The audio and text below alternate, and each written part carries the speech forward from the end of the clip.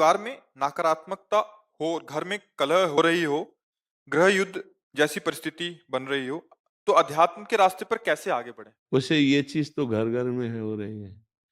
मतलब आप या किसी एक घर की ये बात नहीं कर रहे आप ये सार्वभौम बात कर रहे हैं क्योंकि जब तक शास्त्र का स्वाध्याय नहीं है और आचरण सद नहीं है, नाम जप नहीं है, दूसरों के प्रति श्रद्धा नहीं है, तो हर घर में कलह है। जवान बच्चे बूढ़े माता-पिता को, बूढ़े माता-पिता का जो आदर होना चाहिए, अनादर हो रहा है। कुछ बच्चों की मनोभावनाओं को रौंदा जा रहा है माता-पिता के द्वारा। पिता भी ऐसे हैं जो पोषण करने वाली वृत्तियों में शोषण कर रहे हैं। तो कई जगह घूम करके अगर बुद्धि को देखा जाए, तो धर्म विरुद्ध आचरणों के कारण हर घर में कलह हो रही है। कोई बिरला ऐसा घर होगा जिसमें प्रियता हो, पति पत्नी में प्रियता, पिता पुत्र में प्रियता, भाई भाई में प्रियता। कलह की प्रधानता होने के कारण ये सब अशांति में बदल रहा है। क्यों कलह क्यों होता है? क्योंकि अपनी मान्यता के अनुसार अपने को सुख भोगना है। जहां हमको अपने सुख में बाधा पड़ेगी वहीं कलह हो जाएगा।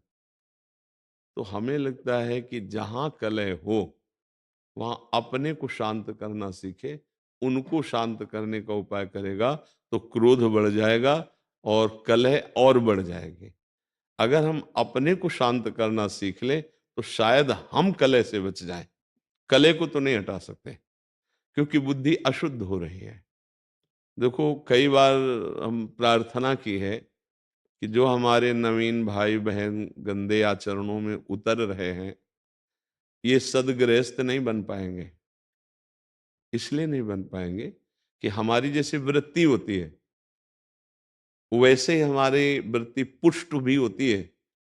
जैसे हम आज से शुरू किया 10 बार नाम जप करना, कल करेंगे 12 बार, 15 बार, 18 बार, और हम 2-4 महीने जपे तो अब बिना जप किए हमको अच्छा नहीं लगेगा। लगे ना? ऐसे हमने आज बॉयफ्रेंड बनाया, फिर उसको बॉयफ्रेंड बनाया, फिर उसको बनाया या गर्लफ्रेंड बनाया, ब्रेकअप किया, ऐसा ऐसा। अब हमारी वृत्ति वो पुष्ट हो रही ना अनजाने में। वो वृत्ति जब हम गृहस्थ में जाएंगे तो पुष्ट वृत्ति है, अब हमें चैन नहीं पड़ेगी। क्या वो गृहस्थी कलह युक्त होगी या शांति युक्त? विचार करके देखिए, कलह युक्त होगी ना। हाँ, अब हमारी मांगे बढ़ गई, हमारी वासनाएं बढ़ गई, हमारी प्रियता एक जगह रही नहीं, तो कलह तो होगा ही, अशांति तो होगी। अब नए बच्चे हैं, अब उनको अर्थ चाहिए, पिता की इतनी सामर्थ्य नहीं है, फिर वो गलत मार्गों में उतर जाएँगे। क्योंकि उनको नशा चाहिए, उनको व्यभिचार चाहिए, उनको ये दिखाना है कि हम तुमसे कम नहीं हैं, हम भी किसी बस ये सब जो बाहरी मान्यताएँ हैं, ये हर घर में कलह हो रही। हर घर में कोई वही बकाया है जो थोड़ा धर्म से चलता है, नाम जप करता है और संतों का सत्संग सुनता है, स्वाध्याय करता है, वही बच सकता है। नहीं, हम हर घर का मतलब यहाँ भी, हर घर में कलह हो रही, यहाँ भी कलह हो रही। मन घसीट रहा है भोगों की तरफ, इधर, उधर, उधर, कितनी अशांति पैदा की हुई है। ज़रा देखो आप, मान लो आप विवेकवान हैं, बुद्धिमान हैं, तो आप अंदर विचार करके देखिए क्या शांत है? क्या इस घर में कलह नहीं हो रही? ये क्या कलह शून्य हो गया है? अगर कलह शून्य हो गया है तो आनंद में मगन हो जाना चाहिए। कलह शून्य का मतलब न सोचति न कांक्षति, समाः सर्वेषु भूतेषु मद भक्तिम लभते पराम। न कोई अब सोच है, न कोई चाह रह गई, तृप्त हो गया है, आनंद मगन हो। ऐसा ना इस घर में है और न बाहर है। जब तक धर्म से नहीं चला जाएगा, भगवदाश्रय, नाम जप और शरीर भी पवित्र आचरण वाला, शरीर का बड़ा प्रभाव पड़ता है। देखो, अगर हमारा शरीर अपवित्र रहेगा, तो हमारी इंद्रियां और मन अपवित्र रहेंगे। इंद्रियां, मन अपवित्र रहेंगे, तो हमारे विचार गंदे रहेंगे, अपवित्र रहेंगे। अब जब विचार गंदे, मन गंदा, इंद्रिया गंदी, शरीर अपवित्र, तो शांति किसको मिलेगी? सुख किसको मिलेगा? फिर वो क्या, चिड़चिड़ा स्वभाव, कड़ुआ स्वभाव, कुछ ऐसे दृश्य जैसे संसार में देखे ना कि वो लगता है कि ये मनुष्य रूप में राक्षस है, ऐसा निर्णय होता है। क्योंकि राक्षसी बुद्धि बढ़ गई है। अरे जैसे बूढ़ी माँ है, उसको जवान बच्चा पीट रहा है, ये राक्षस नहीं। अरे जिसके चरण धो के पीना चाहिए, उस माँ ने गर्भ में धारण किया, उस माँ ने हमारी शौच फेंकी, हमको इतना सयाना किया, अब तो हमको उसकी सेवा करनी चाहिए, उसके थप्पड़ मारे। ये राक्षसी बुद्धि बढ़ गई। पिता ने जीवन भर कमा कर अपने बच्चों को, 2 बच्चे 4 बच्चे पढ़ा लिखा के बड़ा किया, सब संपत्ति दे दी प्यार में, और वो पिता के ही विपरीत हो गए। ये बहुत तरह की ऐसी मनोवृत्तियां हैं जो हमारे हृदय को जलाती हैं और बाहर।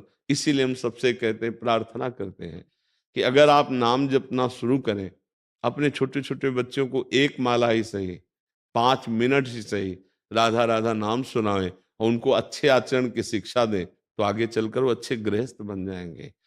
अगर जिन बच्चों को शिक्षा नहीं दी जाती, वही बच्चे उद्दंडता में फंस जाते हैं। अच्छा, माता पिता में जब जीवन में भजन नहीं किया, तो अब शास्त्रों का ज्ञान नहीं कि हम उससे सह सके, अब वो जलते हैं बेचारे, अशांत हो जाते हैं। बड़ी अव्यवस्था है जीवन में। तो जीवन को व्यवस्थित ढंग से चलने के लिए नाम जप और सत शास्त्रों का स्वाध्याय या सत्संग जरूरी है। जिसके जीवन में सत्संग आ गया, कई ऐसे नौजवान भाई आते हैं कि हमने सब व्यसन छोड़ दिए, हमसे पहले गलती हो गई थी, अब हम माता पिता को अपने पास रखते हैं, अब उनकी सेवा कर, तो हृदय ठंडा हो जाता है। हाँ हाँ, हमारा जीवन सार्थक हुआ कि 4 लोग बदलते रहे, 4 अपने स्वभाव को तो ठीक कर रहे हैं। अगर हम सत्संग सुने, नाम जप करें और ये बात बैठा लें कि कहीं मंदिर में भगवान की पूजा ही सर्वश्रेष्ठ नहीं है, इन हृदयों में भी भगवान विराजमान, इनकी भी पूजा आवश्यक है। सबके हृदय मंदिर में गोविंद विराजमान, चाहे वो माँ हो, बहन हो, पत्नी हो, पुत्र हो, परिवार, वही हैं प्रभु। अगर वो चले जाएं तो उन शरीरों को हम प्यार नहीं करेंगे। अगर इस भावना से, तो फिर हमें लगता है कहीं कलह नहीं रह जाएगी, पर बड़ा मुश्किल है अब, क्योंकि बहुत गंदे आचरण बढ़ गए, बहुत गंदा नशा बढ़ गया है, बहुत बढ़ गया है। मतलब एक बार मन घबरा जाता है कि अभी ये हालत है तो आगे क्या होगी।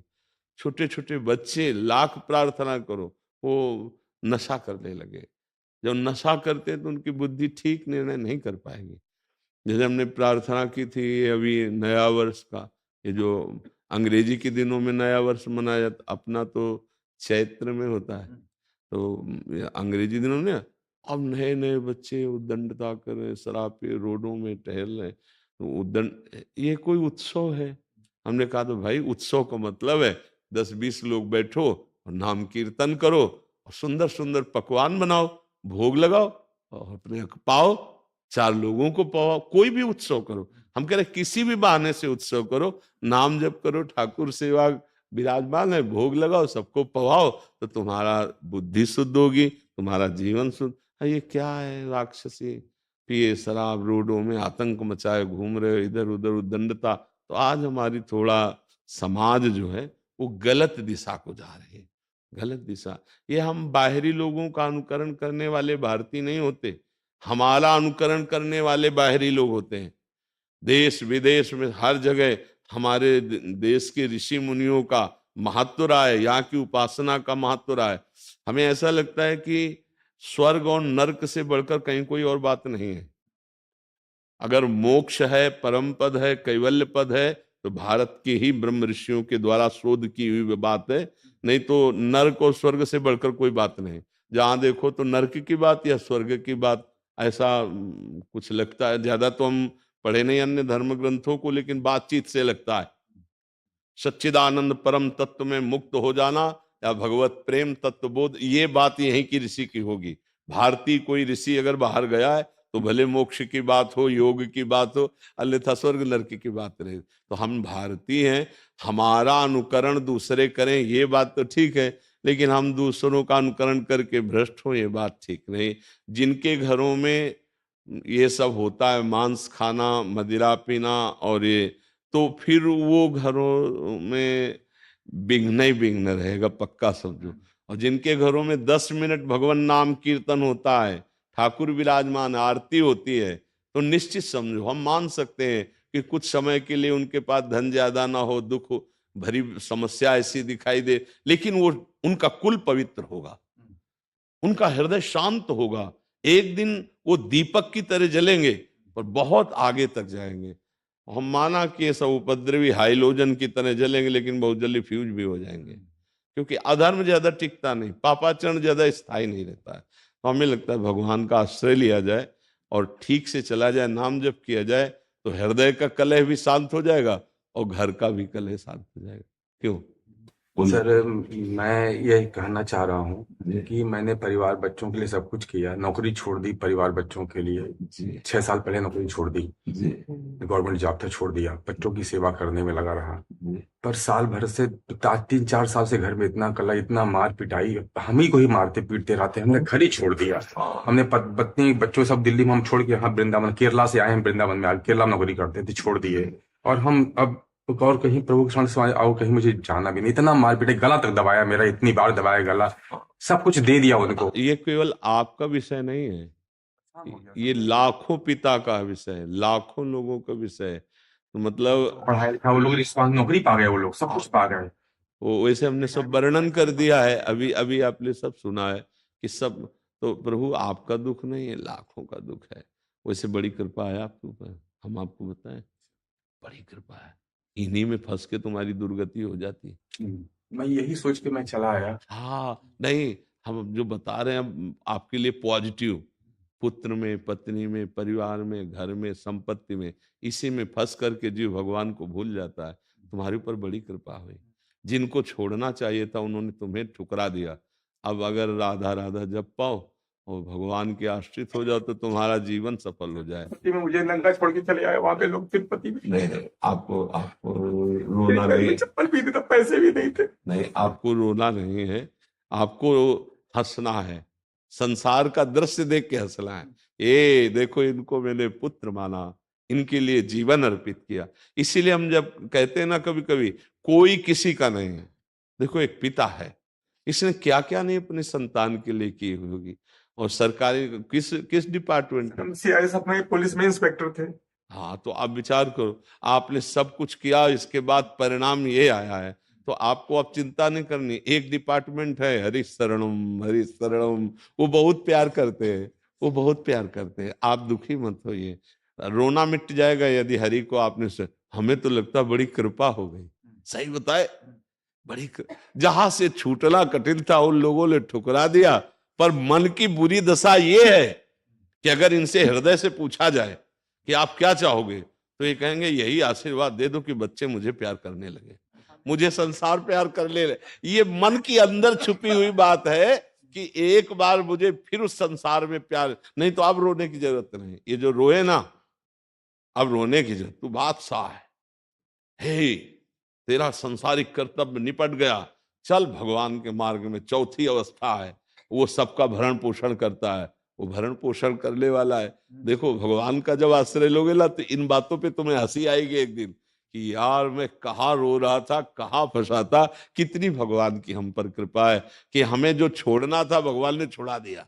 राधा राधा राधा राधा राधा राधा, बिल्कुल